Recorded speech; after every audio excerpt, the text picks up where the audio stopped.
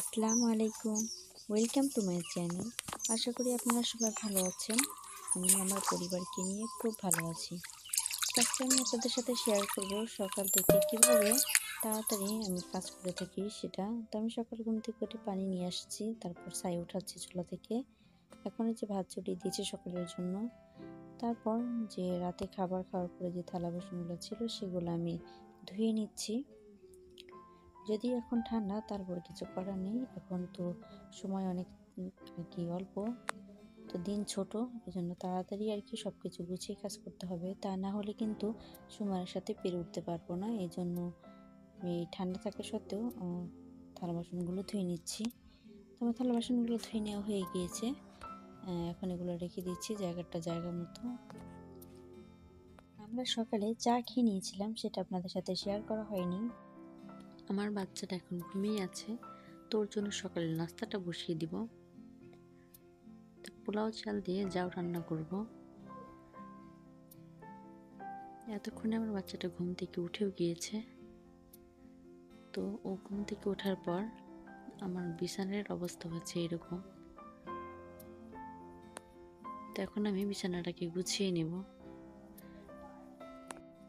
সকালের কাজ যদি সকালেই করা না হয়, একটু যদি ঢিলেমি দেওয়া হয়, তাহলে কিন্তু আর সারাদিনের সময়ের সাথে পেরে ওঠা যায় না। আর বিশেষ করে যাদের ছোট বাচ্চা আছে, তো সেটা নিয়ে তো আরোই অসম্ভব হয়ে পড়ে। কারণ দেখা গেছে বাচ্চাকে গোসল করাতে হবে, তারপর খাওয়াতে হবে, এতে এক্সট্রা অনেক সময় চলে যায়। আমি কিন্তু রান্নাঘরে ভাত বসিয়ে এসেছি, তো তার ফাঁকে ফাঁকে এসে কাজ করছি, আবার গিয়ে মাঝে মাঝে ভাত রান্নাও দেখে আসছি যে কীরকম হয়েছে। আমার রুমটা গোছানো হয়েছে। এখন বাচ্চার খেলনাগুলো সরিয়ে রাখবো, ঘরটাকে ঝাড়ু দেব। চাল দিয়ে যে জাউটা গ্যাসের চুলায় বসিয়ে রেখেছিলাম সেটাও হয়ে আসছে। তো এখন যাদের ঘরে ছোট বাচ্চা আছে তাদেরকে তো প্রতিদিন কাপড় চোপড় ধুতে হবে। তো আমি কাপড় চোপড় ধুয়ে মেলে দিয়ে তারপর সকালে নাস্তা করে নিয়েছিলাম সবাই, আমার বাচ্চাকেও খাইয়েছি।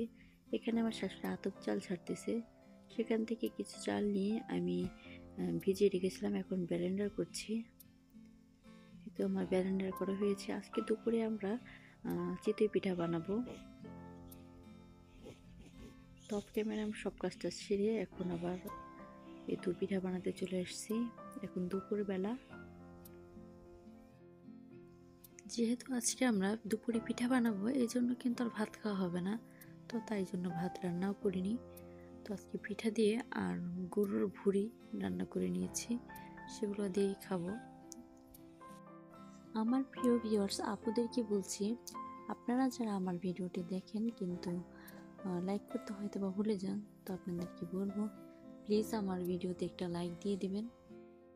দুপুরের খাবার দাবার শেষ করে আমি আমার বাবার বাড়িতে যাব, কারণ আমার কালকে ভার্সিটিতে যেতে হবে, এজন্য। আর শ্বশুরবাড়ি থেকেও যাওয়া যায়, কিন্তু আমার ভার্সিটির যত কাগজপত্র আছে সবগুলো হচ্ছে আমার বাবার বাড়িতে।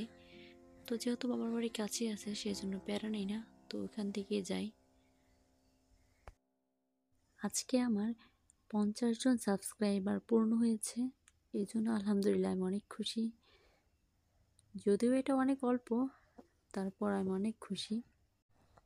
যারা যারা আমার ভিডিওটি দেখছেন তাদের সবাইকে আমি ধন্যবাদ জানাচ্ছি। তো আজকের মতো ভিডিওটি এখানেই শেষ করছি। আল্লাহ হাফেজ।